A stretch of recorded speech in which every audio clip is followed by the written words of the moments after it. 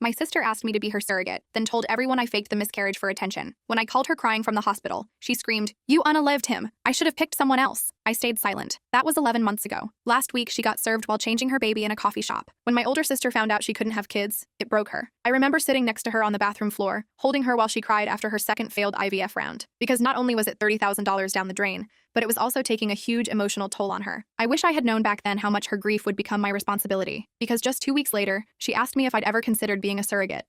When I didn't say yes immediately, her tone changed. "But you're the healthiest womb in the family." "I don't know, Vanessa, I need time to think." As soon as I interrupted, she went completely silent and drove home. Apparently, I need time to think, translated to, I'm selfish and cruel, because that evening, the family group chat exploded. My mom messaged me paragraphs about how I was breaking my sister's heart. Even my sister's husband messaged me saying, "I hope you know you're deciding whether or not my child exists." It was guilt, pressure, psychological warfare disguised as concern. I was backed into a corner and told I was holding someone's future hostage. Suddenly, I found the idea more and more appealing. After all, it was only 9 months of discomfort, right? I told myself I'd be proud to give her the one thing she wanted most in the world. I told myself family comes first. So I became her surrogate. The injections were rough. I was bloated, nauseous, and tired all the time. But I smiled through it all, not for me, but for my sister, because she was glowing, finally excited again. I was on my way to her house for the gender reveal party, when suddenly, a truck was driving dangerously close to me on the highway. I kept my distance, but as we made eye contact, I noticed the beer bottles that littered his car floor, the faraway look in his eyes. And that's when I knew he was drunk, like really drunk. And as soon as the realization hit me, so did the truck. Before I knew it, red was leaking onto my seat and I dialed 911. I rushed to the hospital, but I already knew. My body felt empty. I could feel my heart already shattered and mourning what was lost. But I still remember the moment the doctor confirmed it, that there was no heartbeat. I'd lost the baby. I stared at the monitor for almost an hour, watching stillness where there had once been life. But above all, I blamed myself. My fingers trembled as I dialed my sister's number, but instead of comforting me, she screamed at the top of her lungs, "You unalived my baby! You psychotic beach! I should have picked someone else!" As she continued to scream, I was too stunned to reply. I'd just gone through a trauma, and all she could think about was herself. She didn't even ask how I was feeling. Not once. She stopped talking to me that day, blocked me on everything. And maybe if she stopped there, I wouldn't care. But no. The next morning, I woke up to dozens of texts from my mom and numbers I didn't have saved. They all said the same thing, just variations of them calling me a POS or an attention-seeking W word. You see, she had told our entire family that I'd faked the miscarriage for attention, that I was never pregnant in the first place. She claimed I had mental health issues and made it all up to stay in the spotlight. I assumed that people would see through it, but they didn't. My uncle called to say, "You're an effing disgrace," before hanging up. One of my cousins, who I'd been close with since we were kids, messaged me to say, "You were born jealous. That's why no one trusts you." And even though they hurt a little, I honestly didn't care, because the pain of losing my literal baby was 1,000 times worse than anything some idiots wanted to say to me. In fact, it made what they were saying look like a walk in the park. But still, it somehow didn't end there. 3 days later, I got a call from HR at my job. Someone had reported me anonymously, saying I'd stolen fertility medication from a family member and forged medical documents to keep taking paid time off. I had to sit through a humiliating investigation. I handed over every document, every prescription, every message from my doctor to prove I wasn't some deranged liar. That was the moment I realized my sister wasn't just angry. She wanted to ruin me. But she forgot one thing. She'd left a trail. I had screenshots of our conversations, voice memos where she thanked me for carrying the baby, text messages confirming everything. So I compiled it all. I sent it to every family member who had doubted me. I laid it all out, calmly and methodically. I didn't add commentary. I didn't need to. The facts spoke for themselves. The next morning, I woke up to a knock on the door. It was some random man. He asked if I was ready for our date. I furrowed my brows and told him he had the wrong person. Throughout the day, this happened 2 more times. And then I finally figured it out. My sister had made a fake dating account for me. And in my bio was my address captioned with DTF whenever just knock. I was seeing red. This wasn't just about the baby anymore. This was about destroying my life. And I realized I needed to protect myself before things got even worse. I immediately called the police to report the fake dating profile. The officer who showed up seemed bored, taking notes without much interest. His weathered face barely registered emotion as I frantically explained the situation. He told me it was a civil matter, since there was no direct threat, his pen tapping impatiently against his notepad. I tried explaining that random men were showing up at my door at all hours, some aggressive when I wouldn't let them in. But he just shrugged and suggested I be more careful online. The dismissive tone in his voice made my skin crawl. I wanted to scream that I hadn't even created the profile, that someone was deliberately trying to put me in danger, but I knew it wouldn't help. His mind was already made up. After he left, I sat on my couch feeling completely helpless, the silence of my apartment suddenly oppressive. My phone kept buzzing with texts from unknown numbers, some creepy, some angry when I didn't respond. The screen lit up every few minutes with another notification, each one making my stomach clench tighter. I turned it off and just cried for what felt like hours, my body shaking with sobs that seemed to come from somewhere deep and broken inside me. I was still recovering physically from the accident, the lingering pain in my abdomen a constant reminder, emotionally from losing the baby that wasn't mine but that I'd already started to love, and now I had to deal with this too. It felt like drowning with no one willing to throw me a lifeline. The next morning, my eyes swollen and throat raw, I called my friend Riley who works in IT. She's always been my go-to person for practical solutions. instructions. She came over that evening, her laptop bag slung over her shoulder and determination in her eyes. She helped me secure all my accounts, change passwords, and report the fake dating profile. The process took hours, each website having different reporting procedures, most of them frustratingly inadequate. She also suggested I install a security camera outside my apartment door, her voice gentle but firm. "You need to protect yourself," she said, scrolling through options on her laptop. "These aren't just pranks anymore." I ordered one right away, the most highly rated model I could afford, and Riley helped me set it up the next day, carefully positioning it to capture anyone approaching my door. "This is messed up," she said while mounting the camera, standing on a chair in her sock feet. "Your sister needs serious help, like professional intervention kind of help." I nodded, too exhausted to even talk about it anymore. The constant vigilance was draining me. Riley was one of the few people who believed me from the start. She'd seen the hospital photos, the discharge papers with my name clearly printed at the top. She'd visited me during my recovery, bringing soup and magazines while I healed. She knew I wasn't making anything up. 2 days after installing the camera, I got a notification on my phone while at work. The sudden ping made my heart race. Someone was at my door. I excused myself from a meeting, hands trembling as I opened the app and watched in real time as a hooded figure threw eggs at my front door, the yellow yolks dripping down the wood, then spit on the welcome mat my mother had given me as a housewarming gift. The person was wearing a mask, but I recognized the distinctive purple hoodie with the university logo on the back. It belonged to Vanessa's teenage goddaughter, Zoe. I'd seen her wearing it at family gatherings, had even complimented her on it once. Now here she was, vandalizing my home on Vanessa's behalf. I saved the footage but didn't confront anyone. What was the point? They'd just deny it or twist it somehow, make me seem paranoid or attention-seeking. Instead, I created a folder on my computer labeled insurance and stored the video there, along with all my other evidence. Screenshots of the fake dating profile, copies of the harassing messages, photos of men who had shown up at my door. It was becoming a digital archive of my sister's hatred. A week later, my landlord, Mr. Patel, called. His voice sounded strained as he explained that he'd received multiple anonymous complaints about me. Someone claimed I was running an escort service from my apartment, a ridiculous accusation that would have been laughable if it weren't so dangerous. They reported noise violations, unfamiliar male visitors at odd hours, even sent edited footage from the building's hallway cameras that tried to paint me as unstable. The thought of someone monitoring the building cameras, watching me come and go, made me feel physically ill. "I know you for 3 years," Mr. Patel said, his accent thickening with discomfort. "I don't believe these things. You are a quiet tenant, always pay on time. But if complaints continue, management company will force my hand." I thanked him for the warning, my stomach sinking to somewhere around my knees. I was one complaint away from eviction. That's when I realized Vanessa wasn't trying to win. She wasn't just angry or grieving. She was trying to erase me. She wanted me gone, homeless, jobless, friendless. This wasn't just anger anymore. This was calculated destruction, a systematic dismantling of my entire life. That night, I couldn't sleep. The shadows in my apartment seemed to shift and move as I tossed and turned, my mind racing with worst-case scenarios. I kept thinking about how quickly my life had unraveled. Just months ago, I was doing something I thought was kind and selfless. I remembered how excited I'd been to tell Vanessa I'd be her surrogate, how I'd imagined us growing closer through the experience. Now I was fighting to keep a roof over my head, jumping at every noise outside my door. I scrolled through old photos on my phone, family holidays where we'd worn matching pajamas,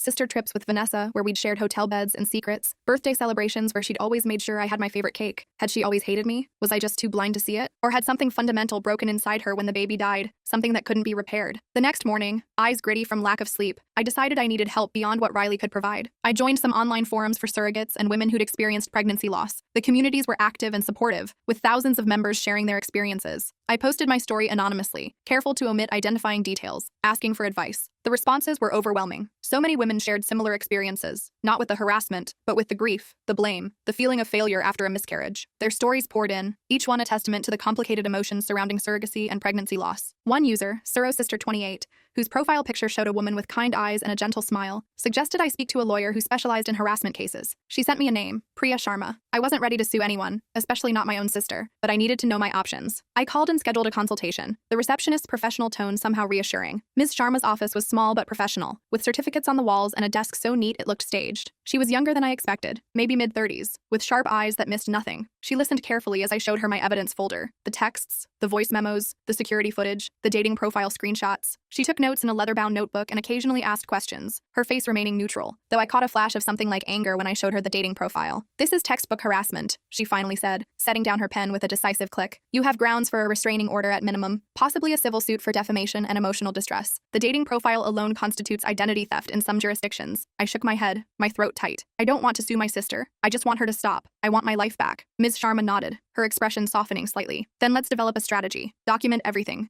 Save every message, record every incident. If you receive threats, report them to police immediately, even if they seem dismissive. Creating a paper trail is crucial, and consider writing a cease and desist letter. Sometimes official letterhead is enough to make someone reconsider their actions. I left her office with a plan, not to attack, but to defend. I felt slightly more in control, even though nothing had actually changed yet. The weight on my shoulders seemed marginally lighter as I walked to my car, the spring sunshine warming my face. That evening, I received a message from a stranger on Instagram. Her name was Tara, and she claimed to be part of a private surrogacy support group online. Her profile showed a woman with curly hair and a warm smile, but her message was anything but warm. She sent screenshots that made my blood run cold. Vanessa had anonymously posted her story in the group, how her jealous sister had volunteered to be her surrogate, then deliberately caused a miscarriage out of spite. She claimed I'd been reckless during the pregnancy, ignored doctor's orders, and then faked the car accident to cover it all up. The lies were so specific, so detailed, that they almost sounded plausible if you didn't know the truth. I created a burner account and joined the group, watching in horror as dozens of women comforted Vanessa for surviving such a cruel betrayal. They called me a monster without even knowing my name. One woman wrote that people like me didn't deserve to have a womb. Another suggested Vanessa should press charges for fetal endangerment. The comments went on and on, each one more vicious than the last, all directed at a version of me that didn't exist. I felt sick reading it all, physically nauseated by the hatred directed at me. The lies were so elaborate, so specific. Vanessa described how I'd supposedly confessed to her that I'd been drinking and taking medications throughout the pregnancy. She even claimed I'd admitted to being jealous of her marriage and wanting to hurt her. She painted a picture of herself as the forgiving sister who had tried to understand my mental health issues, but had to protect herself from my dangerous behavior. It was a masterclass in manipulation. The worst part was that Vanessa was gaining popularity in these circles. She'd been invited to speak on a podcast about surrogacy trauma. She was being treated like some brave survivor, while I was painted as a villain who got away with murder. Her posts received hundreds of supportive comments, heart emojis, and offers of help. People were sending her care packages and messages of support. She was thriving on the attention. I noticed she'd even scored a small brand deal with a pregnancy tea company that had reached out after hearing her story. They were sending her free products to help heal and asking her to post about them. It made me furious seeing her profit from lies about me. The company's Instagram showed Vanessa holding their products, smiling sadly into the camera, hashtags about healing and strength beneath the image. Without thinking too much,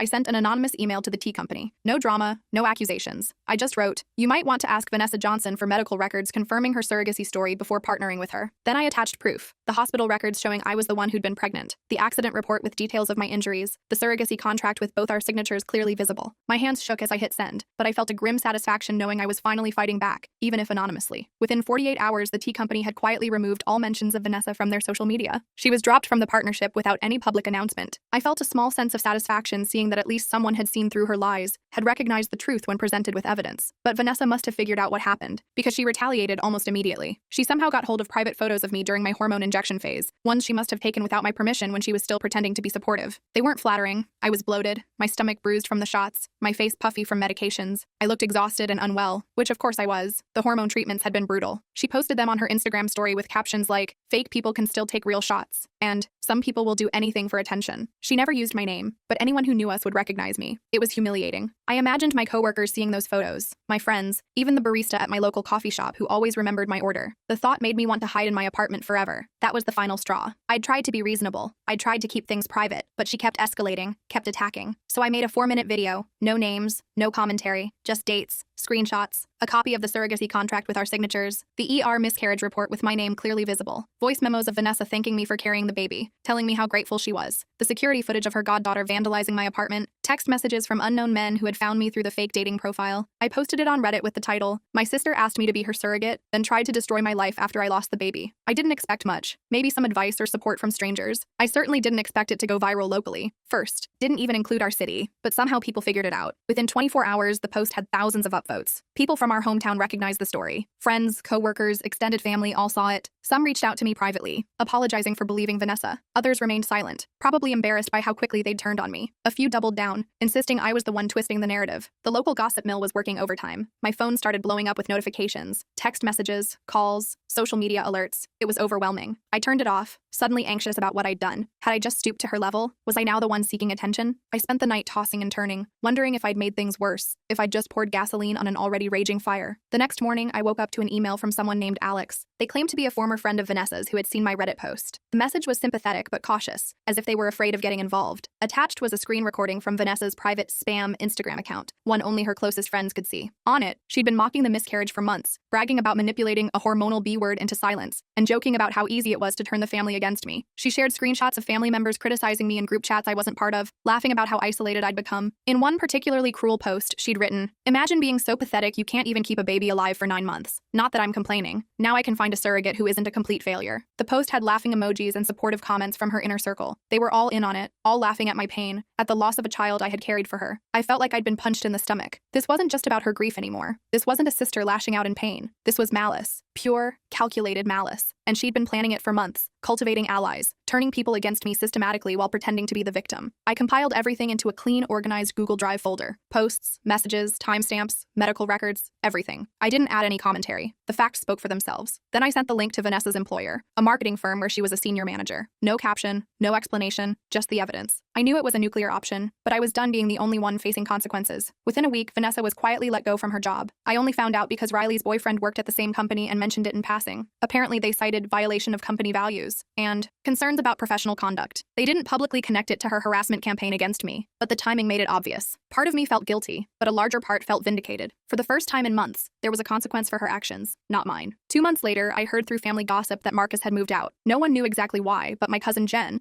who was speaking to me again after seeing the evidence, mentioned that he'd been horrified when he discovered the full extent of what Vanessa had done. Apparently, he'd believed her initially because she'd only shown him selective pieces of the story. When he saw everything, he couldn't stay. I imagined him packing his bags, the realization dawning that the woman he married wasn't who he thought she was. I felt sorry for him, despite everything. Vanessa spiraled online, posting unhinged rants blaming cancel culture and trauma vultures for her problems. She claimed she was being persecuted for speaking her truth. Her followers gradually disappeared. Her stories dried up. The podcasts stopped inviting her. The carefully constructed victim narrative was crumbling, and she didn't know how to exist without it. I never clapped back, never gloated. I just focused on rebuilding my life, steadily, quietly. I found a new apartment in a secure building with better management, a place with large windows and a small balcony where I could grow herbs. I threw myself into work and got a promotion, the distraction of challenging projects a welcome relief. I started therapy to process both the miscarriage and the betrayal, slowly unpacking the trauma with a compassionate professional. Slowly, I began to heal, the raw wound becoming a scar that ached less each day. Some family members tried to pressure me into reconciling with Vanessa. My mom called one day, suggesting we all get together for dinner to put this ugliness behind us. Her voice was hopeful, but strained, the peacemaker,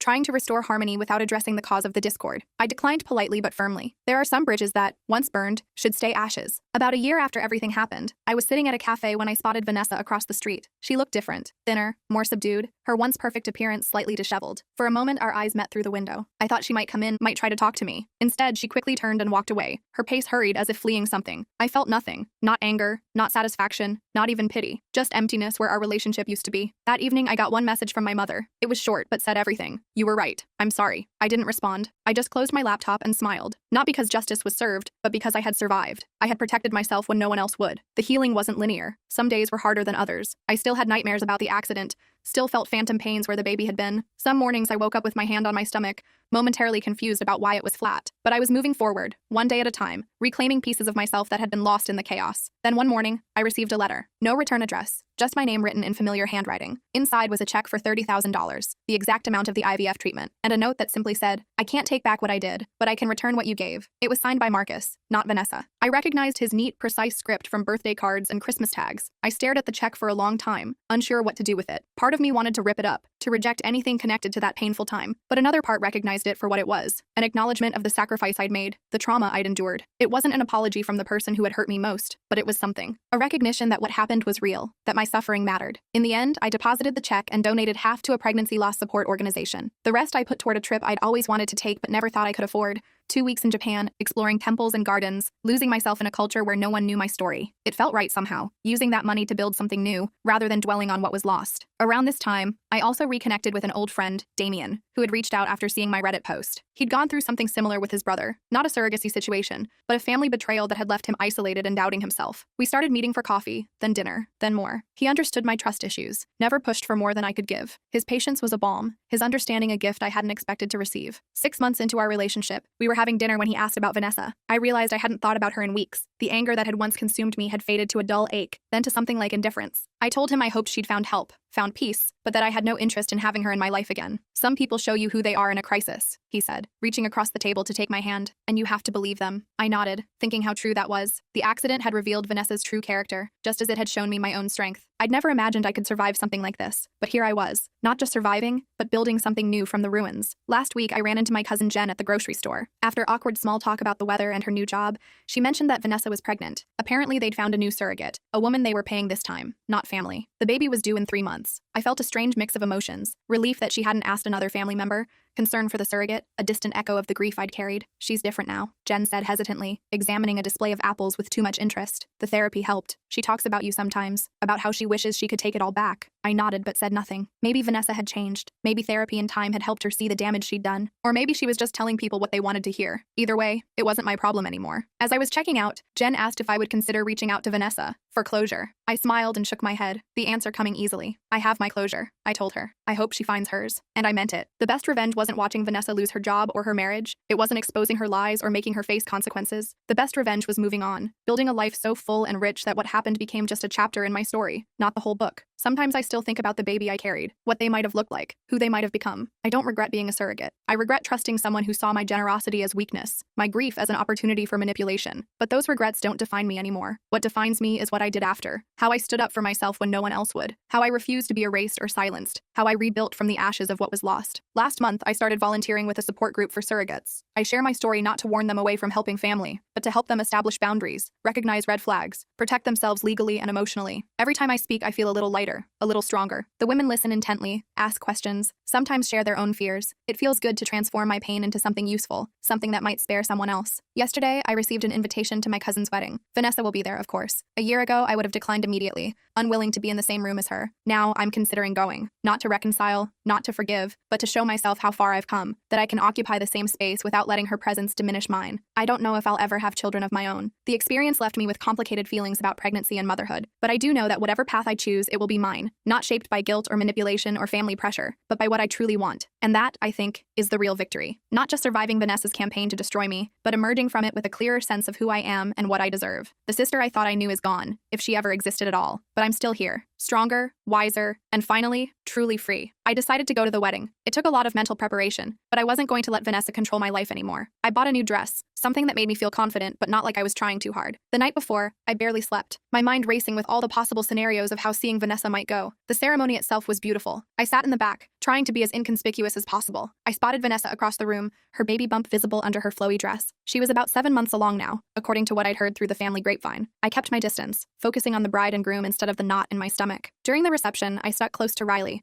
who'd come as my +1. She kept making jokes about the terrible DJ and the dried chicken, anything to keep my mind off the elephant in the room. I was at the bar getting another soda when I felt someone approach. I turned around and there was Marcus, Vanessa's husband. Ex-husband? I wasn't sure where they stood now. "Hey," he said awkwardly. "You look good." I thanked him for the check he'd sent. He nodded, looking uncomfortable, then told me he and Vanessa were officially divorced. Apparently, after everything came out, he couldn't look at her the same way. He'd moved to an apartment across town and was trying to figure out his role with the baby on the way. I felt bad for him, caught in the middle of Vanessa's mess. As we were talking, I noticed Vanessa watching us from across the room. The look on her face wasn't anger like I expected. It was something else. Something almost like shame. She quickly looked away when our eyes met. I managed to avoid any direct interaction with Vanessa for most of the night, but as I was leaving, she cornered me near the coat check. My heart immediately started racing, my fight or flight response kicking in hard, but she didn't yell or accuse me of anything. She just stood there, one hand on her belly, looking smaller somehow. "I'm seeing someone," she said quietly. "A therapist, I mean. Twice a week." I didn't know what to say to that, so I just nodded. She didn't apologize, didn't ask for forgiveness, just shared that one piece of information before walking away. It wasn't much, but it was something. A tiny acknowledgement that things had gone very wrong. The next morning, I woke up feeling lighter somehow. Seeing Vanessa hadn't been as catastrophic as I'd feared. I'd survived it, just like I'd survived everything else. I went about my day, had coffee with Damien, worked on a project for my job. Normal stuff that once seemed impossible during the worst of everything. A week later, I got a text from my mom asking if I'd meet her for lunch. I was hesitant, but agreed. Our relationship had been strained ever since everything happened. She'd apologized,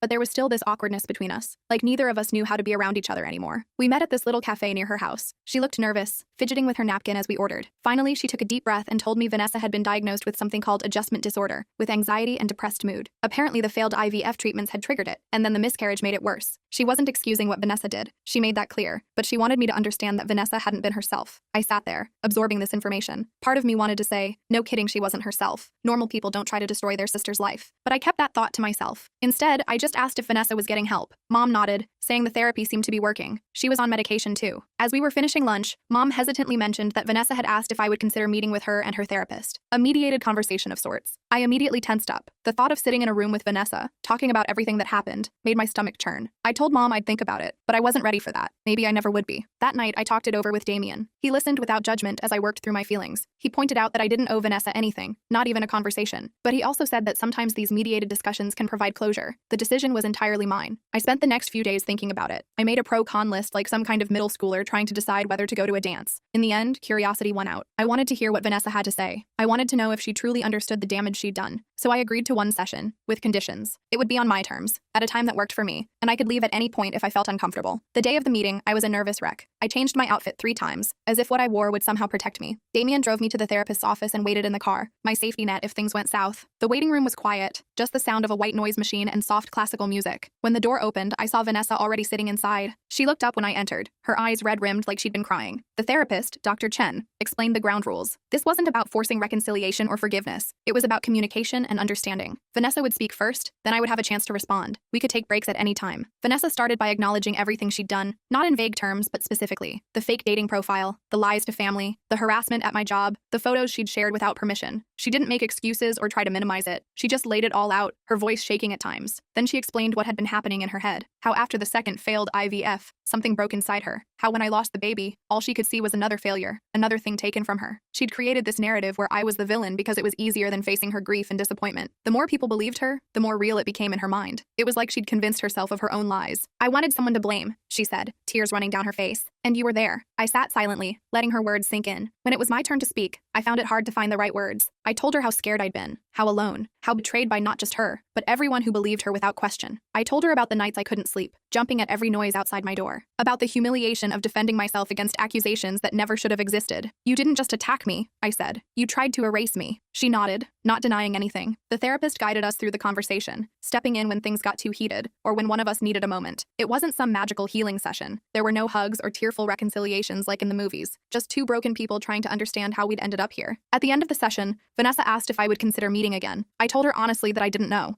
I needed time to process everything. Dr. Chen suggested I take as much time as I needed, that there was no rush or pressure. I left feeling emotionally drained but somehow clearer, like a fog had lifted. Over the next few weeks, I thought a lot about that session, about Vanessa's explanation and whether it changed anything for me. I talked it through with my own therapist, trying to sort out my feelings. The anger was still there, but it wasn't as all-consuming as before. It had edges now, boundaries I could see around. I decided to meet with Vanessa and Dr. Chen one more time, not for Vanessa's sake, but for my own. I had questions that still needed answers, things I needed to say to fully move on. The second session was different, less emotional, more practical. We talked about boundaries, about what any future relationship between us might look like. I made it clear that trust would have to be rebuilt from the ground up, and that might take years, if it happened at all. Vanessa gave birth to a healthy baby boy a month later. Mom sent me a picture, asking if I wanted to visit. I wasn't ready for that. I sent a gift, a soft blanket and a card that simply said, "Congratulations," but kept my distance. Some wounds were still too fresh. Life went on. Damien and I moved in together, combining our book collections and arguing good-naturedly about whose coffee maker to keep. I got promoted at work, taking on a leadership role I'd been eyeing for years. I continued volunteering with the surrogate support group, sharing my story to help others protect themselves. 6 months after our therapy sessions, Vanessa texted me directly for the first time. She asked if I would be willing to meet her for coffee. Just the 2 of us, no mediator. I was surprised by how long I stared at that message, unsure how to respond. Finally, I agreed to meet at a public place, a cafe equidistant between our homes. She was already there when I arrived, sitting at a corner table with her baby asleep in a carrier beside her. She looked tired but calmer than I'd seen her in years. We made awkward small talk at first. The weather, my new job, her adjustment to motherhood. Then she reached into her bag and pulled out an envelope. "I've been working on this with Dr. Chen," she said, sliding it across the table. "You don't have to read it now, or ever, if you don't want to." It was a letter, 8 pages, handwritten, a real apology, not the kind that says, "I'm sorry you felt that way," but one that took full responsibility. She detailed everything she'd done, acknowledged the hurt she'd caused, and outlined the steps she was taking to make sure she never did anything like that again. No excuses, no justifications, just accountability. I read it twice, sitting there in the cafe while my coffee got cold. It didn't magically fix everything, but it mattered. It was the first time I truly believed she understood the impact of her actions. "Thank you for this," I said finally, folding the letter carefully. "It means a lot." We didn't hug when we parted ways. We weren't ready for that. But there was a moment, just before she left, when she looked at me and said, "I miss who we used to be." I nodded, because I missed that too. Not enough to pretend the past year hadn't happened, but enough to leave the door cracked open, just a little. Over the next year, we built something new. Not the close sisterhood we once had, but something more cautious. Coffee every few weeks. Short texts about nothing important. She respected my boundaries, never pushed for more than I was willing to give. I met her son properly, held him while she made us lunch. He had her eyes but none of her sharp edges. The family slowly healed too. Holiday gatherings became less tense, though there were still moments of awkwardness. Some relatives never fully understood what had happened between us, preferring to believe it was just a misunderstanding that got out of hand. I let them think what they wanted. The people who mattered knew the truth. Damien proposed on our 2-year anniversary. Nothing fancy, just the 2 of us on the balcony of our apartment, surrounded by my thriving herb garden. I said yes immediately. When I called Mom to share the news, she asked if Vanessa would be in the wedding party. I told her no, that wasn't where we were yet. Maybe never would be. She accepted that without argument, a small victory in itself. Last week, I ran into Marcus at the grocery store. He was doing well, dating someone new, still co-parenting with Vanessa. He mentioned that she talks about me sometimes, about how much she regrets what happened. She's not the same person, he said, loading apples into his cart. The therapy changed her. I believe that's true. People can change if they want to badly enough, but change doesn't erase consequences. It doesn't undo damage. It just creates a new starting point, a different path forward. Sometimes I think about the baby I lost, not with the sharp pain of before, but with a gentle sadness for what might have been. I've made peace with that loss as much as anyone can. I've made peace with a lot of things. I don't know what the future holds for me and Vanessa. I don't know if we'll ever fully repair what was broken, but I do know that I'm okay either way. I survived the worst she could do. I rebuilt my life on my terms. I found happiness that doesn't depend on her approval or acceptance. And that's enough. More than enough. It's everything.